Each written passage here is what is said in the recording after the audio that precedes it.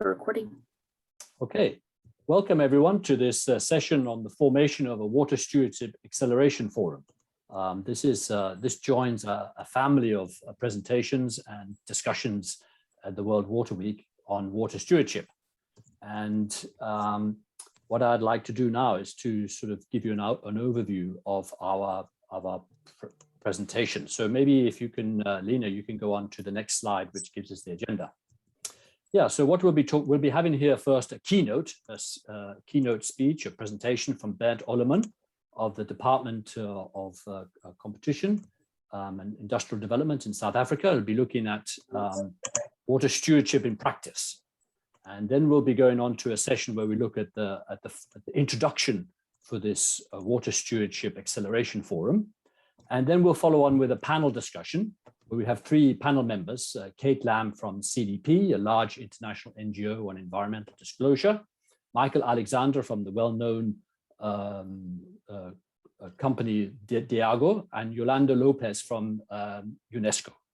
Now, this is a panel discussion where people will be reflecting on the forum introduction, and then we'll be going into an open panel session. And this is where we want a lot of participation from people. So we're going to be asking you, there'll be a poll coming up. We'll be asking you to respond to that poll in an open format, but then also to use the chat line. Feel free to do that at any stage during this session. Just put your comments, your reflections, any constructive thoughts you have around this, because what we're doing here is we're introducing the concept of a Water Stewardship Acceleration Forum, but the clay is still wet. There is still much that can be refined and adjusted and tailored to the needs so that it really meets its objectives. And for that, we want to have an engagement of everyone here who's involved in these discussions. So please use the chat line, respond to the poll. And when we come to the open panel session, we'll be asking you perhaps to open your camera up and speak to us about your concerns, about the opportunities that you see, and how you'd like the way going forward. So without further ado, I would like to introduce Bernd Ollemann. And maybe, Lena, you could go to the next slide where we see who Bernd is. There's Bernd Ollemann. I think you'll all agree with me that he's a very fine looking man, and he's a director of the Regional Industrial Development Corporation South Africa, and he's been involved in stewardship in practice and looking at stewardship taking root. And he'll be talking to us about how, having taken root, what is the next step towards acceleration and scaling up of stewardship. So without further ado, Bernd, please give us your thoughts and experiences of stewardship in action. Thanks, Eric. Let me dive right in. We are faced with a lot of challenges nowadays. I'm sure you read news a lot, and there's all this news about storms and floods and suffering and wars and COVID-19 and all kinds of other things. Nietzsche once said, if you stare long enough into the abyss actually stares back at you. So this kind of situation can scare you very easily. And just hearing about these things can, do a lot more than that. However, Einstein once said that we cannot solve our problems with the same thinking that we used when we created them. That surely applies to water stewardship and also to the situation that we find ourselves regarding water all over the world. So I just briefly want to touch on some of the core concepts of water stewardship. And how that relates back to why a forum is important, okay? And so the kind of things that I'm going to talk about is going to be on collaboration, on individual participation, vision, a shared vision, leadership, and an outward focus. Firstly, let's have a look at collaboration. So obviously, all of us who are here and who have been engaged in water stewardship, we've been working together with others, okay? So the concept of collaboration, a collective effort to do something is not new. And we also know that the kind of problems we face today in society are not, problems that you can solve linearly or unilaterally for that matter, simply because of the complexity that's involved. So working together is the only way to ensure that water is treasured for its key role and in doing so, it is working together as organizations, whether you are an NGO, in private business, in public sector, or academia, or any other organization. Okay. One example of what we've been doing here in South Africa is the collaboration between the Department of Trade, Industry and Competition, which is where I'm sitting, and the Nature's program of GIZ on water stewardship over the last 2 or 3 years already. But in the public sector, there's a lot more than that you can do. Okay. And I think it's necessary to understand that the public sector's participation is not just limited to participation by departments of water, for example. Okay, which of course is one of the reasons why I'm here. Okay, so in the Department of Trade and Industry, you know, we have a cost-cutting interest in, you know, industry and of course trade, etc., etc., etc. Okay, so it is important to understand that the role of the public sector therefore can be across multiple departments, which again is, I think, a good reason why we should have this forum where public sector can actually participate in as well. So public sector, of course, can, apart from instituting, you know, regulations and policy and things like that, it also is well positioned to influence and organize and convene and build and grow awareness and most importantly, to partner with the private sector and everyone else in this space. In South Africa, I'm active in the Industrial Parks program, and part of that activity has involved setting up an eco-industrial park roundtable. Okay, which is based on an international eco-industrial park framework. I'm not going to get into that, but the round table has demonstrated that it is a fantastic mechanism to actually bring all kinds of stakeholders together in an open forum. We've also done more in terms of water stewardship. So the water stewardship has been included in our standard operating procedures for industrial parks, which is a broad program to standardize and assist industrial parks and special economic zones and industrial spaces in the country to operate, you know, from a common base. South Africa has also, in other government departments, introduced in the past a very successful program called the Blue and the Green Drop water reports for local government, and also working for water. So there are many various activities that one can bring to the table when you start talking about, you know, government participation and partnering with others. Water, as I said, is a cross-cutting theme. Okay, and for example, you know, you don't just want to get stuck on, you know, okay, well, let's tackle water scarcity. Okay, simple example, in South Africa, we had Cape Town's Day Zero a couple of years back. That was a major effort, and it resulted in some tremendous change, not just in the public sector, but also in industry and people in normal households of how they change their approach to water. Okay. Again, these kinds of learnings can be shared very well on a platform such as the Eco-Industrial Park Roundtable in South Africa. And I would put forward that forums such as this one can actually go a long way towards sharing learning across sectors, you know, across different organizations, what everyone is doing, because I think that's important. But it also helps with understanding. For the public sector, it will help understand how you should frame your interventions and your policy and your regulations and other kind of programs that you would like to bring to the table. Second aspect of water stewardship, of course, is every single one of us has a role to play. It is not just about large organizations, it's actually about every individual. Okay, and every individual here, being from the CEO in an organization, through middle management, through the lady at the front desk, even to the cleaner in the bathroom. Because your cleaner, he might or she might not know anything about, you know, water stewardship. But I can tell you one thing: if there's a water leak in the bathroom, they will do something about it. And that's what water stewardship really, for me, is about. Now, a forum like this needs to share all these different angles. Okay, so it's not just bottom up, but it's also top down at the same time. And I think, again, you want to expose everyone to the same kind of thinking, again, which is why we need a forum such as this. Thirdly, I think innovation is really crucial in this whole conversation. It's not about how we do it or exactly the programs that we do, but it's also what we do. Okay. That, of course, very often ties in with competition. And when you're in industry, you know, very often the conversation is, well, you know, it's competitive, et cetera, et cetera. I'm not sure I can do this. Well, you know, if you look at the recent Tour de France, I think there's very clear evidence that, you can be competitive, but you can still work together. Okay, and I think, again, that is why we need a forum such as this. Okay, you need an open forum where people, even competitors, can come together, and where public sector, sometimes, you know, where the trust relationship might not exist, where you can actually build that trust and that relationship. Okay, which really brings me to the next point, which is water stewardship really is about relationships. Okay, it is not about the organizations. It's not about what we do or how we do it. It is about the relationships. Ultimately, it's about people. It's about this planet. It's about, most importantly, in our case, of course, about the water.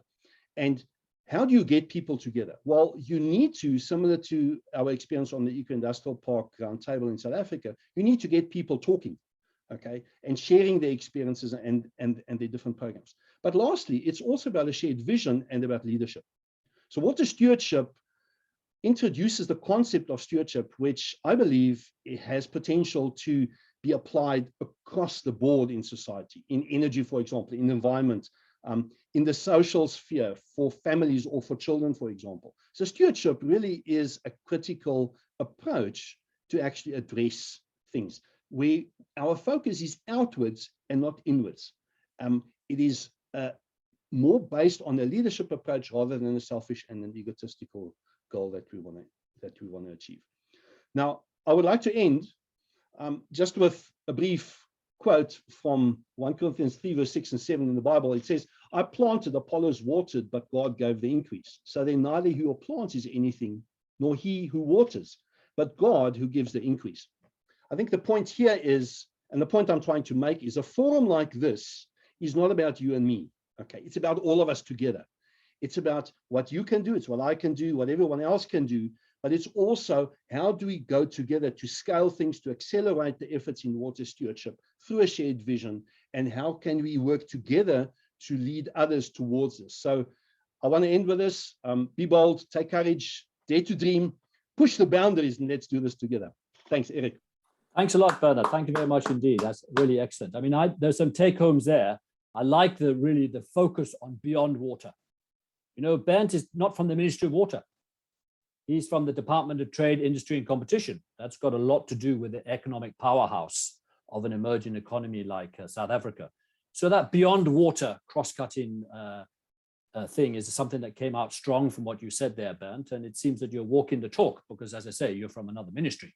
So I think that's great. And I think the other thing that really struck me was your example of leadership, that the office cleaner who's looking after the water leak is a water stewardship leader. And that means all of us can be water stewardship leaders. And this forum is looking at mobilizing that massive scale effect of everyone working together. So that's great. Thanks a lot, Bernd. That's a really great keynote that sets us off. Now, I just want to remind everyone, get on the chat line. I think you know how to use the chat line. Have a look at the poll, respond to that poll, and then be ready to chip in when we come to the open panel session. But now what we're going to do is we're going to be looking at the WaSA Forum introduction itself. And here we've got a four-part thing. We are going to have Claudia Pragu from the BMZ, who will give us an introduction. Now, remember, BMZ is the world's biggest donor within water. And has been for a number of years. So they've learned a lot of lessons, having done so many projects in so many countries over so many years. And we'll be listening to some of those lessons. We're then going to follow that up with an outline of the forum from Hanu, Furen from GIZ, and then also from Adrian Sim from the Alliance for Water Stewardship. If you don't know about the Alliance for Water Stewardship, then you should get onto that website and you should find out what is the gold standard, what is the silver standard, what is the platinum standard. Get onto that website and find out what it's about. Because after Adrian Sim, then we also got Jason Morrison from the CEO Water Mandate. That is a UN compact organization, and Jason we're very lucky because he's in the west coast of Pacific, so it's really early for him and his colleagues, but they're with us here and you're going to be hearing from them. And if you're curious about what it is that the CEO Water Mandate does, get onto their website and have a look at that. But without further ado, let's go on to the video from Claudia, and then I think Hanu, you will help us drive through this introductory session also with your colleagues. So please, Lena, let's have a look at that video.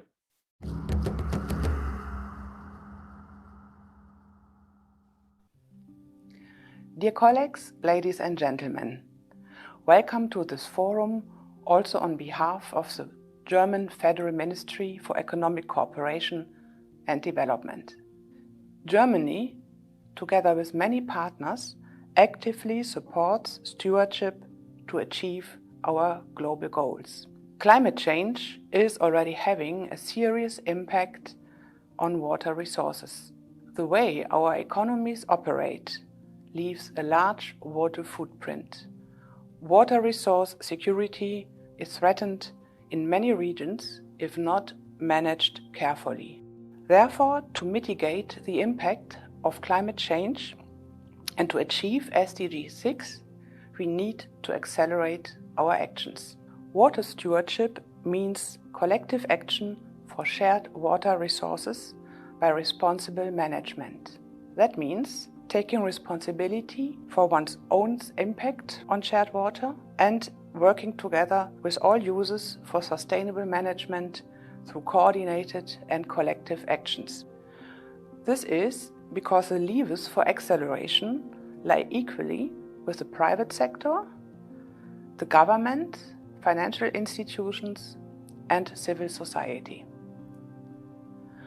With today's Water Stewardship Acceleration Forum, we invite you to a dialogue about what have been tried and tested in practice and how can we overcome bottlenecks in scaling up water stewardship.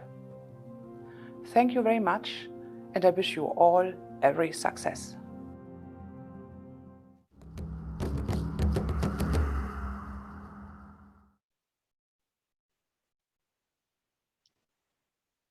Thank you very much, Mrs. Pragua, for this opening remarks again. And let me take it from here. So my name is Hanno. I work at the GIZ and the Water Policy Sector Program as an advisor there also to the BMZ. And we've been initiating the process that led us here today to this formation of this WaSA Forum. And you heard the name now many times, and the title is somewhat speaking for itself, hopefully as well. But let me give you a brief outline of the basic concept of how we set up this forum. So if you can go to the next slide. So already today and during the last 2 days, you heard probably if you joined any of the other sessions around the business accelerator pathway, it's quite difficult to change the water footprint of our global economies. And there's still a lot of work to do. And to put it in a nutshell, this WaSA Forum sets out to be a platform, a mechanism, and to provide moments where this work can take place. And we heard now already from Bernd Ullermann a strong account for why the public sector needs to be part of this discussion. And that's maybe one of the shortcomings from other formats that are out there that we want to address in this forum, and really have this dialogue there. Together with civil society, with including strongly the financial sector in this discussions, as well as the private sector, to find a common language and to exchange on our needs. We go to the next one. So the foundation of this whole process is a big global ecosystem of global institutions and stakeholders. And I would count you into this one. Many of those are here today, but it's not limited, and Bernd said that clearly, it's not limited to our water community. Nevertheless, this is an invitation. If we go to the next one. And then in order to realize our ambitions for this WaSA Forum, we set up an advisory and steering board. This is still in the formation. And we had talks with our organizations that work in the field and the landscape of water stewardship, the AWS and the Water Mandate are here with us today, together with CDP and Water Witness International and WWF, SDC, Whaling Water Initiative, TNC, and some individuals. So those were kind of the people that we talked to very early on, and how to change, how to shape this format So it could be a platform to the benefit of all of us, and where we can come together as a community of water stewardship implementing organizations and then speak to an outside audience. And for that, we established a secretariat, which is currently being led by the GIZ and co-convened for the first year by AWS and the Alliance and the Zero Water Mandate. And if we proceed to the next. So one of the tasks that this secretariat is having is to cater working level events. We go to the next one.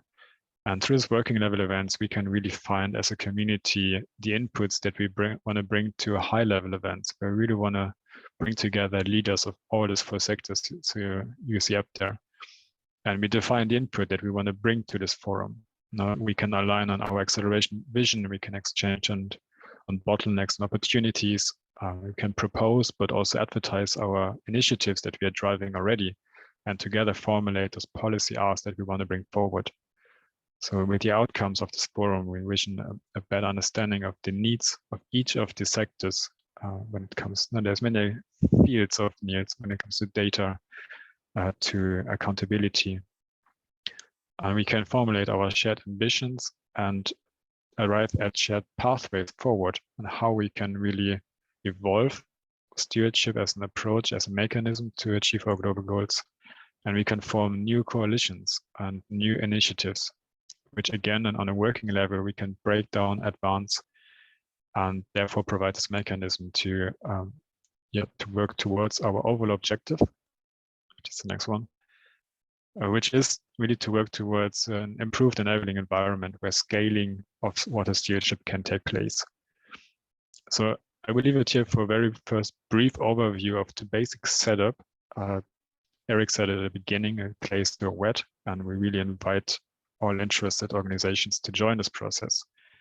And I will hand it over here now to Adrian, who's first gonna place AWS in this process and then elaborate on the objectives that we defined or that we drafted for this forum. So Adrian, over to you. Thank you very much, Hanno. My name is Adrian Sim, and I'm Chief Executive of AWS, that's the Alliance for Water Stewardship. And we are very pleased to see the Water Stewardship Acceleration Forum becoming a reality. It's been, Hanno's given a fairly possibly superficial piece of background to how this has come into being, but it's something which many of us have been working on, if not explicitly, at least to some extent for many years. And why are we excited about this? Well, the clue is in the name. It's the forum, we believe, really has got the potential to accelerate progress, especially in areas where we as a stewardship community are keen to see, stronger participation.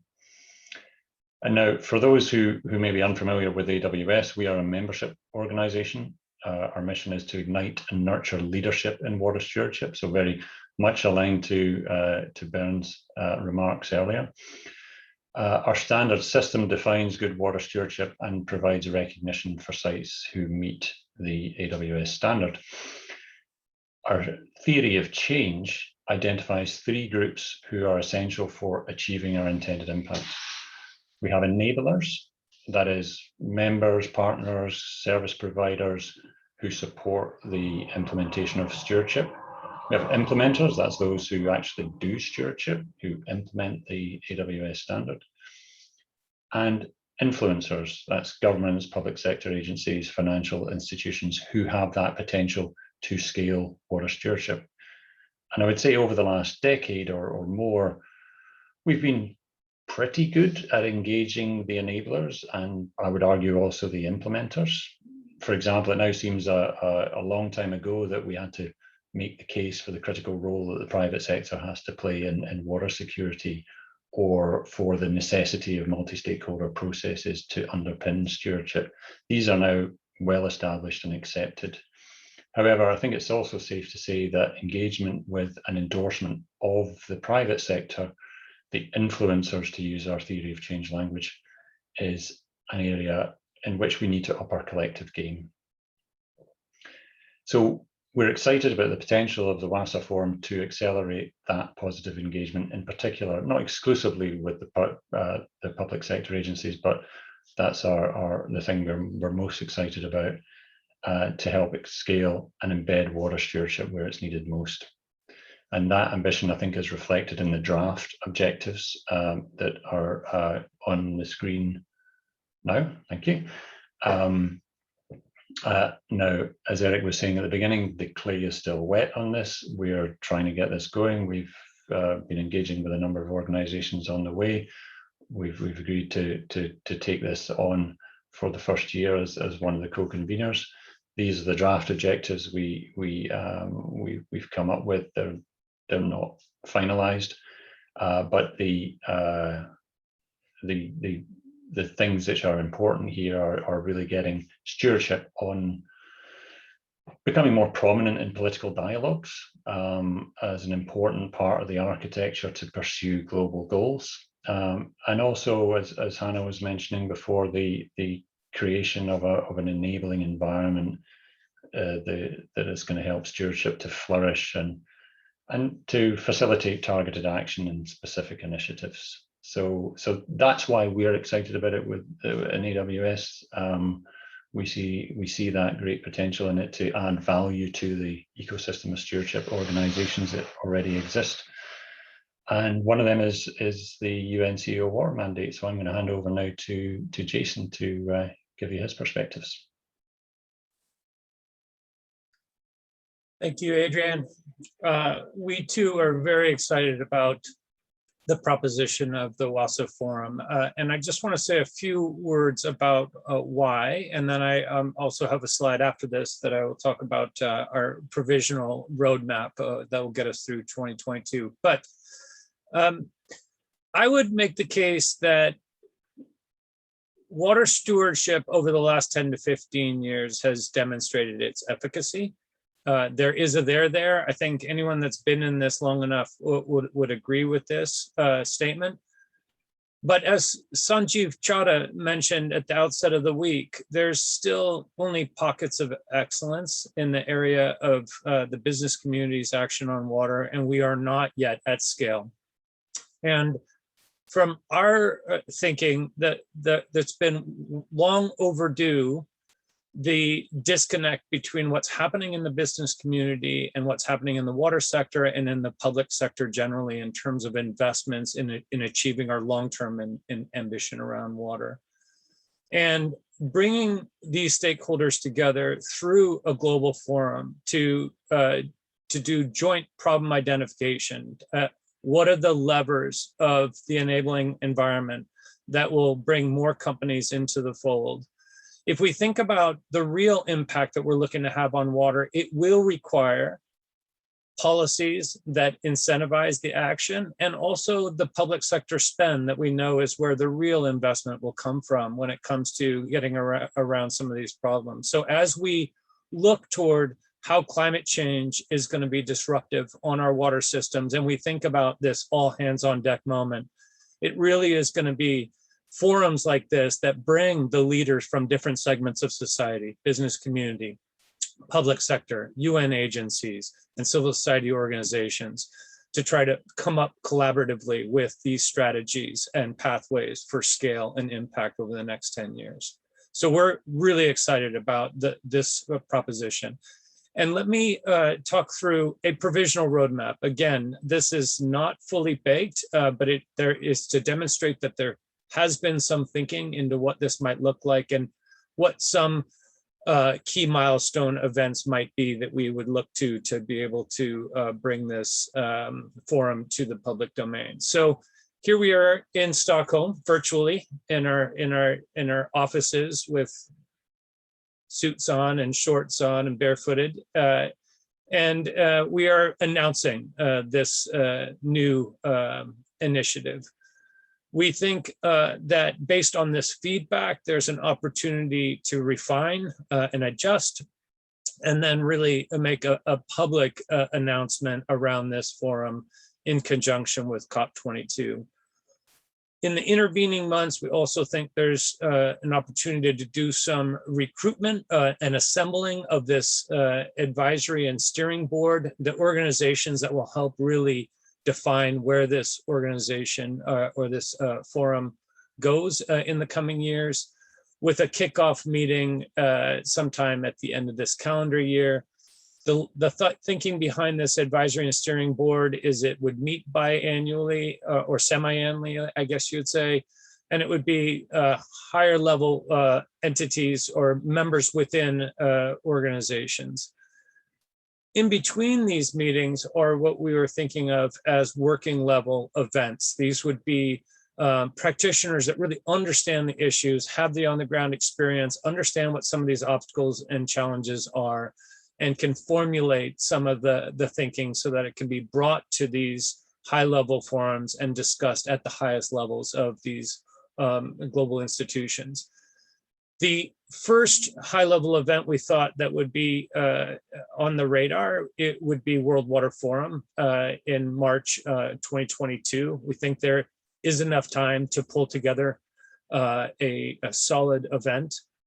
And then based on what we hear out of that event, subsequent iterations between the advisory steering board and working level events to progress work in the intermediate. The three organization secretariat of GIZ, AWS, and the Sea Water Mandate, we think has some complementary capabilities, and we would be trying to support this forum in the coming quarters as we move forward. So that's where our current thinking is. Hope people will feel comfortable giving feedback on this projection or roadmap in addition to the provisional goals that Adrian elucidated. Back over to you, Eric. Yeah, thanks, Jason. Thanks, Adrian and Hanu, and also your colleague from BMZ, Claudia. Now, I can see that they were getting some comments in on the chat line and also some responses to the poll. So that's great. And I think then what we just remember to keep looking at that poll and maybe add in your viewpoints and also with the chat.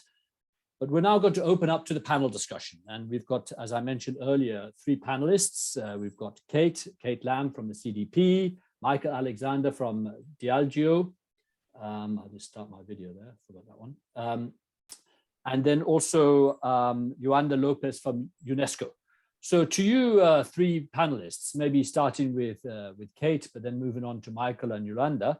You know, the question there is, you know, what are the challenges and opportunities that you can see this forum should be responding to? Thanks, from Eric. your viewpoint. Thanks, Eric. And you know, what would be required to make this acceleration work in practice? Over to you, Kate. All right, fabulous. Thank you, Eric, and thanks for your wonderful hosting so far, and Hanno for inviting me to participate, and of course everybody else who's been pulling this thing together. It's a labour of love and will continue no doubt to be a labour of love, and I'm glad to feel a love in the room tonight for the forum. You know, we've been helping Hanno and Vasily in their thinking behind this forum, and like Jason and Adrian before me, can see the potential that the forum holds. It's the potential, from my perspective, really to catalyse ambition loops, to ensure that the ambition that we are seeing, even if it is just pockets of ambition within the private sector at this stage, there's no doubt a large and growing number of financial institutions and multi-billion-dollar corporations telling us very clearly that they need stronger action from governments to secure the water resources that they need in order to succeed and thrive. This forum, I think, provides us with an opportunity to ensure that that voice is being heard in the right context. And this concept of the ambition loop that I mentioned a moment ago is something that we work on within CDP, and it sits at the heart of the work that Jason does as well. It's this idea that bold, ambitious leadership from private sector has the potential to trigger and beget bold, ambitious action from governments, demonstrating that the private sector is already acting in certain ways and benefiting from that particular behaviour, gives governments the confidence that they too can then move forward with the same level of ambition and strike out in policy areas that they perhaps were a little bit nervous about in the past. And that's, I think, one of that's certainly the reason why I'm here tonight, is the reason why CDP is leaning into the forum itself and helping to make sure that it is as successful as possible. But it won't be easy, right? And we all know that water policy is really hard. If it was easy, we'd have solved it a long time ago, but it isn't. And the forum, I think, risks being so broad and trying to please so many people that it loses its way. And so I think fundamental to success here is going to be ensuring 3 points for me. First one is clarity of our vision. What is specifically going to change as a result of this activity? And bringing that hyper specificity into the forum and into our thinking will help ensure that the boundaries that we set for the initiative are respected and maintained. Without those boundaries and without that clarity of vision, then we will, it will just become this huge talking shop that will fail to ultimately deliver. And so an eye on what success looks like, put ourselves at 2030, what will have changed by then? What will the contribution of the forum have been to get us to that point? I'd really love to spark that dialogue amongst all of the participants and force us to think through and work through those knotty problems. I said there were 3 points. I've just covered 2 in that one: vision of outcomes and boundaries. The final one, therefore, it speaks to the point that Ben raised earlier, right? This beyond water concept, Eric, that you loved, rightly so. We don't have, if we want to speak to ministers of trade, or we want to speak to financial regulators as the sweet spot for CDP, then we need them to be in the room and we need to speak their language. At the moment, the forum consists of water stewardship lovers, right? Practitioners, those of us that have been in this field for the last 10 years. We can't necessarily speak their language. We don't know it very well. We don't have those networks. If we are to trigger transformation in those new networks, then we must reach out to them. We must meet them where they are. We must use the language that they're used to. We must be less wet. Perhaps we'll see this plaster start to dry eventually, but I think we can take a lot of the lessons that we're learning from the climate space at the minute, where I'm the high-level climate champion lead for water. We barely mention water resources management. We don't talk about river basins. We don't talk really about collective action. We do talk about droughts and floods and disasters and the melting of glaciers, because that's what the climate community understand. And so I'd love to see the forum reflect on this more and embrace it fully. Thanks, Eric. Yeah, great, Kate. I mean, 3 really good points there. Clarity, concrete, realistic goals, making it narrow so it actually has some penetration, and then going beyond love. You said, oh, you can feel the love in the room. And as you say, we're preaching to the converted, but actually our target is the unconverted. So, and then you also mentioned about how the private sector is leading the way. And that leads us on nicely to our next panelist, Michael Alexander, because he's from the hardcore private sector, and his organization uses a lot of water in a responsible way. So we're interested to hear from you, Michael. Yeah, hopefully you drink our products responsibly as well, Eric. Yes. No, thank you very much, and thank you for the opportunity. I'll be brief because I think we'll push for time, and it's important to hear lots of people's different views. And I echo a lot of what Kate said there.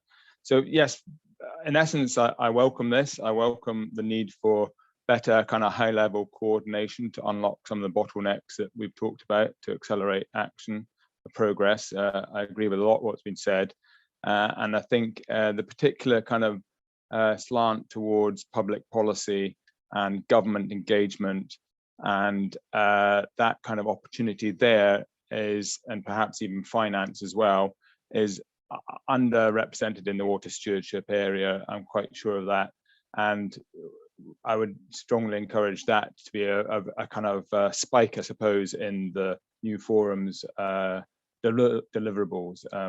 I completely agree with Kate in terms of mapping out what success looks like. So although I'm very enthusiastic in principle, I think everybody needs to be convinced that there's a compelling case for another organization. a high-level coordinating organization, as I see it, with a very strong focus on public policy and government engagement.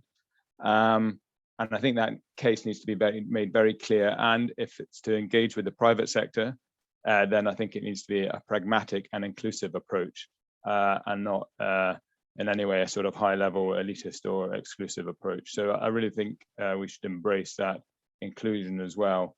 And I'll end just sort of reflecting on, personally, I'm on a bit of a mission at Diageo at the moment to engage all our government affairs teams around the world and all the markets we work, to enable them, to mobilize them, if you like, give them the capability to engage with government on water, and to provide the materials to give them the confidence and the information to engage in water. They don't have to be water experts every night, but every day, around the world, we're engaging with government around market freedoms, about tax, around whatever it might be, their bread and butter. But I want to add to that bread and butter water, and to make sure they're equipped to do that. And I think this forum might well be able to help with that, with materials. And of course, if we can share the materials globally around all corporates that all have such teams, then that would be really effective.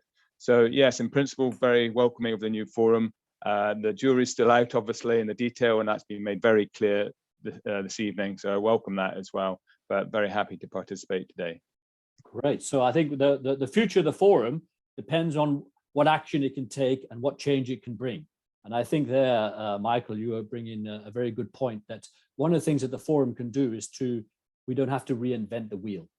That if there are ways of where the private sector engages with the public sector and vice versa, this can be expanded and replicated in different countries and different sectors. Interestingly, Bernd, he sits on a cusp between the private sector and the public sector, because he's public sector, but he's working very much in the area of industry and trade and competition. So I think that's a very interesting reflection, which I think echoes a lot of what you're saying. So why don't we go on to Yolanda now from UNESCO. Yolanda, as a panelist, from your viewpoint, how would you reflect on this forum, and what would be your advice for this forum? Yeah, thank you very much, Eric, and good night to everyone in this amazing panel. And from my perspective, this forum will help in many ways. First of all, most of the research made about or around groundwater resources or freshwater ecosystems follow hydrological science traditions. But considering that freshwater systems interact together with the social, but also the cultural systems of many cultures around the world, it is important to bring a different perspective to the table. And I think in this forum, this can be achieved by involving and integrating different perspectives and paradigms from other countries and from other societies, like, for example, indigenous peoples. How indigenous peoples related to water has been well documented by Western science tradition as well. And we can find plenty of information about how indigenous communities, for example, were water-oriented societies in some way. Everything was around water. They need to collect water for food and for their daily life activities. So I think in this panel, to bring the voices and the different perspectives of different actors that uses fresh water is one of the main challenges as well, to bring all these voices in a dialogue in which reciprocity in a respectful manner, this can be a challenge, especially today, in which we are facing, our humanity is facing so many other challenges like the COVID pandemic and food insecurity, etc. So I think this can be an opportunity, but also it's not going to be easy, as Kate just briefly mentioned. And we need to work together. And for that, I think one important aspect is to build environmental literacy within the society. And environmental literacy does not mean formal education only. It means formal and informal. And this environmental literacy about freshwater resources is crucial for humanity. This means to have the minimum amount of knowledge to understand how is the hydrological cycle in every region around the world. So people are able to develop the internally the sense of taking care of something that they know. Because, for example, groundwater resources are resources that people cannot see. If they get contaminated, or if you have a karstic soil, or if you have a very complex ecosystem, how water fluxes within this system. So the local communities, they have some knowledge that they have inherited from their ancestors, and they know how to take care and also how to relate to water. And I think is what most of our societies nowadays, I think is the aspect that is really, really lacking in this game, how to understand how it works, how it fluxes, etc. So people can develop this sense of protection and taking care of nature. And this includes, of course, those resources that are the foundation of life on Earth. I think this is a very interesting point you're making, Yolanda. You know, often this leadership is coming from the most surprising places. Bernd, he mentioned the office cleaner. We've also heard from Kate and from Michael that how the private sector, you know, you wouldn't imagine the private sector taking a lead in stewardship, but they see the self-interest and they see the bigger picture. And I think you yourself are also pointing to the indigenous groups where that is also where there has traditionally been a lot of leadership in terms of water stewardship. So those are very strong, and you could almost say surprising strengths in this concept. I think you've touched very much on the topic of inclusiveness, which Michael also spoke to quite a lot. So thanks a lot to our panelists. We've heard from our very astute and well-recognized panelists in this area of water stewardship. So now I can see there's been quite a lot of chat, and some people also responding to the polls. So we're now going to open this panel up, and what we'll be basically inviting you to do, that's anyone in the audience, please put on your camera, put your hand up, like that, how you could do like that, and tell us that you want to speak and talk, and then put on your camera and give us your panel contribution. So I am looking for hands. I'm looking for people that are going to come and put their camera on and speak to us. I see in the audience here we have Litumelo from Zambia. Litumelo, you remember we worked together in Zambia on sort of water stewardship topics. I think it was in the last century, but I'm not 100% sure. Maybe it was just in the beginning of this century. But if you're still around, please come with some points, your panel views. Can I see anyone with their hands up? Otherwise, we could also ask those people from the who have given comments. Amanda Ningwingwa, maybe you have some contribution to make also on camera, and or Declan Hen, you also, and Mike Dodge, you came with some points. Adrian, are you? Oh no, we have Declan here with his raised hand. So Declan, could I ask you to yeah, you've got your camera on there, so the microphone is yours. Good morning all, yeah, and thanks for the opportunity to share. I'm Declan Hearn, working with a bulk water, SEQ water in Southeast Queensland in Australia, but I did spend the last 10, 15 years in international kind of development space. And the key question is— what time of day is it there? It's 7 in the morning. I have 5 minutes before I get the kids out the door to school, okay? Okay, we'll let you get on with it then, yes. Looking at the forum, a huge, powerful forum, and Kate referenced the economic power behind the private sector. You know, so huge opportunities to mobilize change. But the real concern I'm feeling at the moment is re-echoing what Yolanda was saying, was the marginalized voices. Looking at the participants who are listed in the concept note, leading the forum, it's how can we make sure those marginalized, vulnerable voices have a seat at the top table? And thinking about the process of engagement and hearing those voices from the site to the catchment all the way through the process. So that's, I think it's a key point of concern, and Michael Dodds also kind of touched on that in the comments. Excellent. You know, Declan, I'm going to throw this back to you. Can you give us one idea as to how to promote that better? It's probably recognizing, if I think locally right here in Southeast Queensland with the Aboriginal communities, it's their capacity to engage. So recognizing that they don't necessarily have the resources to come to forums like this. So it's probably putting a capacity enabling fund to bring those voices to the table, to bring them to the top table. In your roadmap going forward, put some resources to think about bringing those strong voices to those big forums going forward. So instead of high-level ministers in business class and suits, you'll be looking at some of the money being spent on bringing some of the marginalized voices. If I go to Australia again, there's a Northern Territories Minister for Aboriginal Engagement, finding those people who represent those communities, but have a strong voice and can come to the table and represent those voices. Great.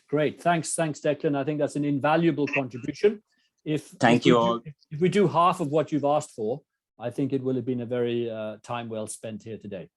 So let's go on to Felix Dodds. You had your hand up there. Felix, do you want to put on your camera? Thanks. I put the comment in that Declan was talking about, and I think you've got to have a very strong stakeholder mapping process. And so I don't know whether you want to look at accountability's AA 1000 as a basis for how you might approach that. It gives you a structured and agreed standard of doing it. And then, it should always be an open process, so that, there may be groups that you can't engage with or don't see as important now, but who should be able to join at any process, any part of the process. So I liked what Declan said, so I would just support that otherwise. Thank you. Great. Okay. I think it also echoes a lot of what Yolanda was talking about, and also Michael and Kate. So maybe I would actually put this back to to Hanno and to Jason and to Adrian, the co-conveners. What's your response to some of the points that have come up from Felix and from Declan? How does it sound reasonable?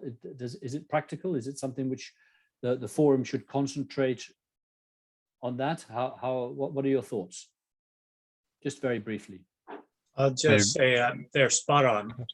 And these are typically the perennial challenges with the global discourse and policy discourse forums, whether those are organized and shepherded through the UN or other global forums. But this is a critical aspect of getting it right out of the gates, and of even taking the notes down, Michael, to your point of, I know the AA 1000 standard, but also just the critical need for strong stakeholder mapping right out of the gates. And that probably would be vetted by and supported by the advisory and steering body.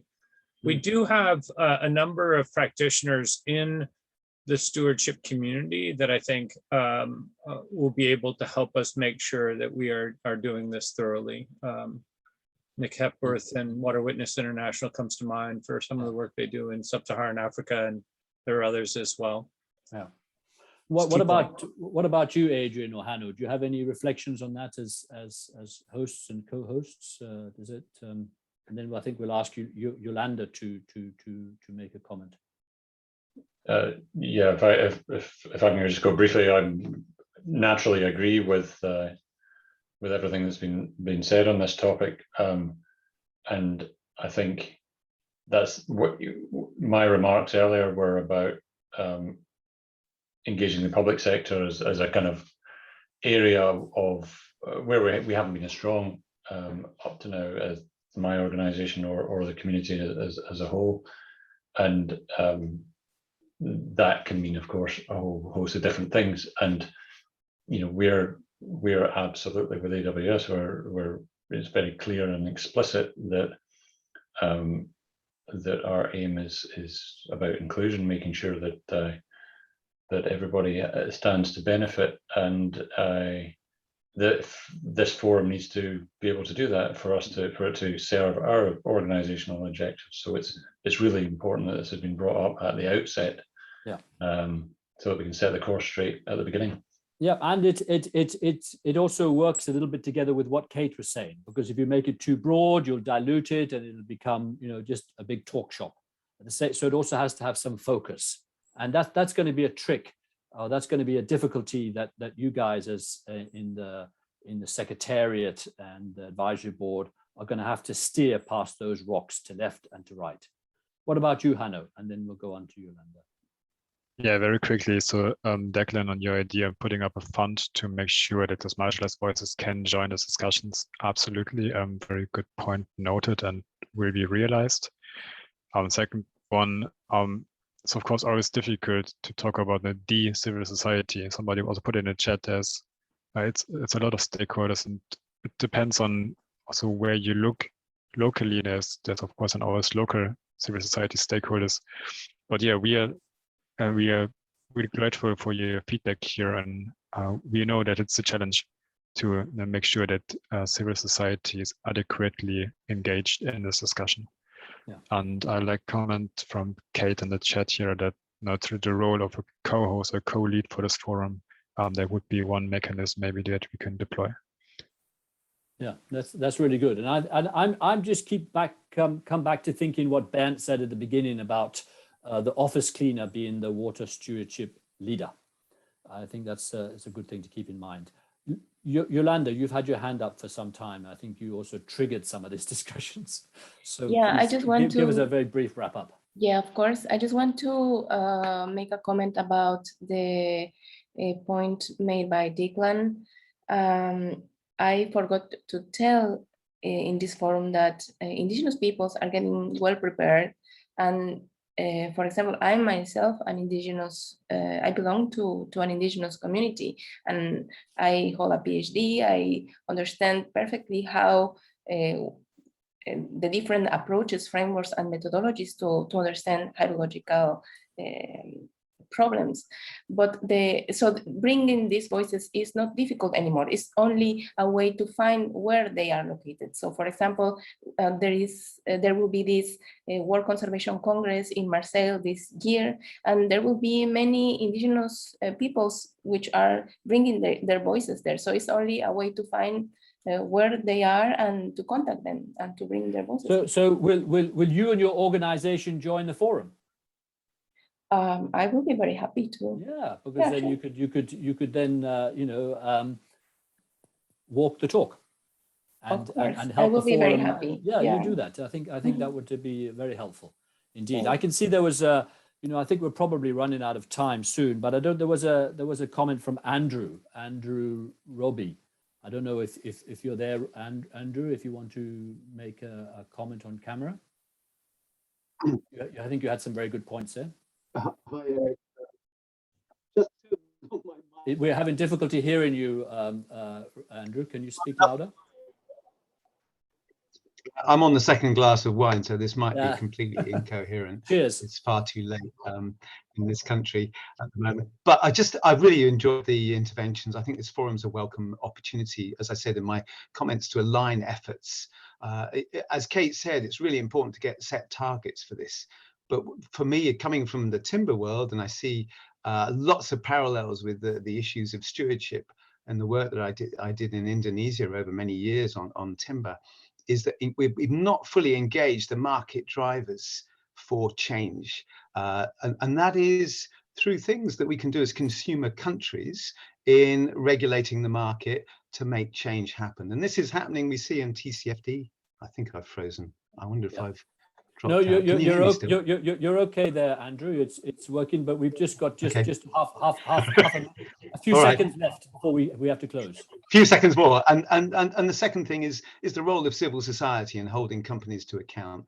This is what is going to drive change. Both government and private sector is getting these drivers of change amplified, and we're really keen on supporting this. So do come tomorrow to the launch of this other work that Nick has mentioned. Okay, excellent. So that's really good. We've had both trade and timber going well beyond water. I think that's fantastic. So we've got to wrap up now. This session's been recorded. You can always have a look at that.